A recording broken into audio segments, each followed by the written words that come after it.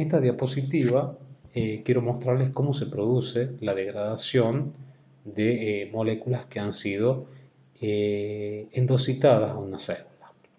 Y como ejemplo vamos a tomar el colesterol, que es una molécula insoluble en agua y que para transportarse en el torrente circulatorio, específicamente en el plasma, requiere asociarse a una lipoproteína. Y específicamente cuando es transportado desde el hígado hacia los tejidos se asocia a una lipoproteína de baja densidad o LDL por sus siglas en inglés. Entonces, la LDL colesterol encuentra su receptor en los tejidos. Y fíjense, cuando hablamos de la endocitosis mediada por receptor, ¿recuerdan? Acá tenemos por debajo de la membrana las moléculas de clatrina. Entonces, se produce la endocitosis, posteriormente la vesícula se libera de la clatrina, ¿sí? Y se genera lo que llamamos endosoma temprano. Lo mismo que hemos visto en endocitosis mediada por receptor. Ese endosoma temprano tiene un pH 6,2 y se ubica generalmente cerca de la membrana plasmática. Posteriormente, ese endosoma temprano va a madurar endosoma tardío. ¿Qué característica tiene el endosoma tardío? Como tiene una bomba de protones, disminuye el pH 5,5. Y además es transportado a medida que madura hacia una región cercana al aparato de Golgi. ¿Para qué? Para que se produzca casualmente la fusión de las vesículas que provienen del Golgi con las enzimas hidrolíticas y se recicla el receptor. Cuando el endosoma temprano madura endosoma tardío y es transportado hacia la zona cercana al Golgi, participan los microtúbulos y en el proceso de transporte de vesículas desde el Golgi hacia el endosoma tardío no solamente participan los microtúbulos, sino también los microfilamentos de actina. Así son dos los componentes del citoesqueleto. Ese endosoma tardío ya posee entonces vesículas con las enzimas hidrolíticas y además posee las lipoproteínas de baja densidad asociado al colesterol, es decir, sustrato para las enzimas hidrolíticas. Entonces, cuando se fusiona con el lisosoma, que es el verdadero participante en la digestión intracelular, el pH, fíjense en el lisosoma, ya es de 4,75, es muy ácido. También aquí tiene una activa participación la bomba de protones. Entonces, las enzimas hidrolíticas van a actuar sobre la LDL colesterol, degradando la molécula y generando colesterol, aminoácidos y ácidos grasos que van a ser liberados hacia el citosol. Eso por un lado. Por otro lado, si volvemos un poquitito al endosoma tardío, fíjense cómo a partir del endosoma tardío se puede reciclar el receptor. Ese reciclaje del receptor se produce cuando el mismo se exocita al mismo dominio de la membrana plasmática. Pero cuando se exocita a un dominio diferente, el proceso se denomina transitosis. Asimismo puede suceder que el pH no sea lo suficientemente ácido como para disociar el receptor, ¿sí? Y por ende el receptor va a permanecer unido a la molécula y tal cual se va a transportar junto con el endosoma hacia el lisosoma y se va a degradar en el lisosoma. Es decir, se va a degradar junto con la molécula que transporta.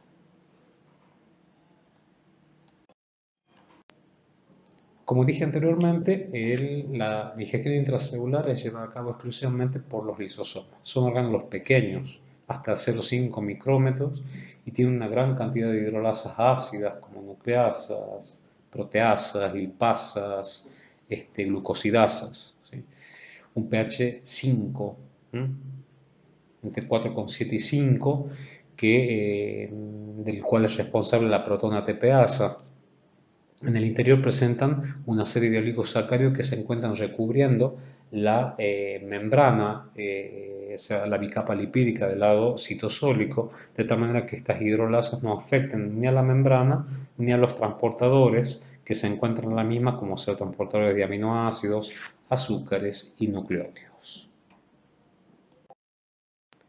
Entonces, en la parte central del esquema se muestra cómo, a través de un mecanismo de endocitosis, se provee material a la célula para degradar en los lisosomas, ¿sí? O sea que la vía endocítica sería una de las rutas de degradación en los lisosomas. Otra la representaría la fagocitosis, como hablábamos anteriormente. ¿Sí? Se va a formar un fagosoma, posteriormente un fagolisosoma, en donde se va a digerir este material que va a ser, cuyos componentes, muchos de sus componentes van a ser reciclados, ¿sí? Como ser componentes de membrana.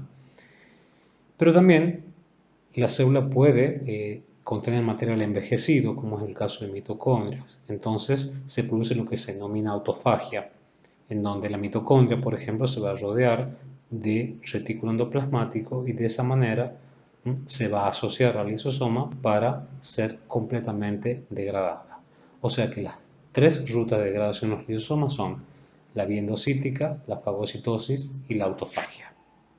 Bueno, esta diapositiva es simplemente para mostrar lo que ya hablamos en referencia a la fagocitosis, cómo se forman los fagosomas. Fíjense cómo la bacteria está unida a un receptor, se generan los pseudópodos, que este proceso es llevado a cabo por los microfilamentos de actina, son los participantes.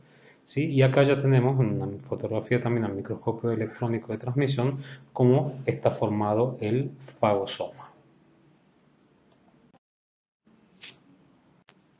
En esta diapositiva se muestran ejemplos de autofagia. A la izquierda tenemos dos lisosomas, fíjense, y posteriormente, como indica la flecha en roja, un lisosoma asociado a una mitocondria.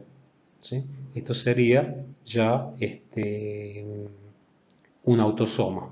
¿Sí? Esto se ve en mayor aumento, un autosoma, ¿sí? En donde la mitocondria ha sido completamente englobada y acaban a participar ya las enzimas digestivas del lisosoma para degradar en todos sus componentes. Lo que se conoce también como vacuola autofágica. Es importante destacar que las células vegetales no poseen lisosomas, ¿sí? Pero sí contienen vacuolas. Entonces las hidrolasas que se sintetizan en el Golgi van a ser transportadas directamente a la vacuola. O sea que la vacuola va a ser el encargado de la digestión intracelular en las células vegetales.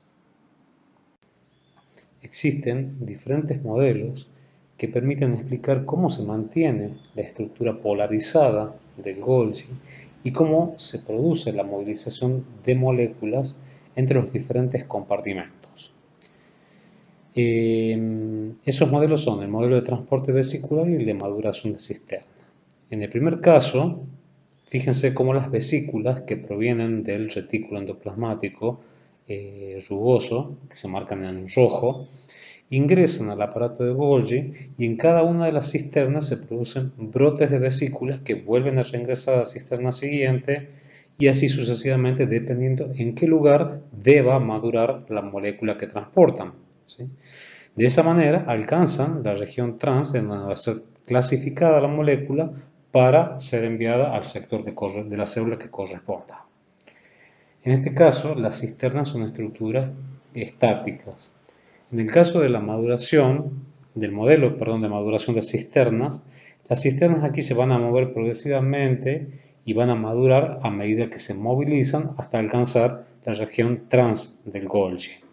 Es decir, que en la región trans del Golgi ya se van a formar vesículas en donde las moléculas van a ser directamente, las moléculas ya maduras, digamos, van a ser repartidas a diferentes sectores celulares. Pero fíjense cómo no hay solamente un transporte de vesícula desde el Golgi hacia el retículo y hacia las regiones, hacia otras regiones de la célula, sino que hay movimiento de vesículas que provienen de otros sectores de las células, como se indica en ambos casos en flechas amarillas, que van a ser procesadas en el Golgi y posteriormente esas vesículas van a retornar al retículo endoplasmático rugoso, como veremos posteriormente. Si bien nosotros siempre nos hemos referido al modelo de transporte vesicular, Ambos modelos son aceptados. En el caso de moléculas grandes, como sucede con el procolágeno, que es una proteína sintetizada por los fibroblastos, que es una célula del tejido conjuntivo, y en el caso de la albúmina, que es sintetizada por las células hepáticas, son moléculas muy grandes como para caber dentro de una vesícula. Entonces, en ese caso, ¿sí? En el caso de estas moléculas, se acepta el modelo de maduración de cisternas. Como vimos anteriormente, en el retículo endoplasmático rugoso se sintetizan proteínas de secreción y proteínas residentes del retículo, ya sea que estén incluidas en la membrana o sean proteínas del lumen reticular. Las proteínas de secreción deben llegar al aparato de Golgi para ser procesadas y clasificadas en la red trans. Ese camino o ruta secretoria se inicia con la vesiculización de esas proteínas en el retículo endoplasmático rugoso. Pero durante esa vesiculización no solamente se van a enviar al Golgi proteínas de secreción, sino también proteínas residentes del retículo endoplasmático rugoso, las cuales deben volver al retículo. ¿Y cómo lo hacen? En el Golgi se generan vesículas retrógradas que van a volver al retículo endoplasmático mediante lo que se denomina ruta de retorno.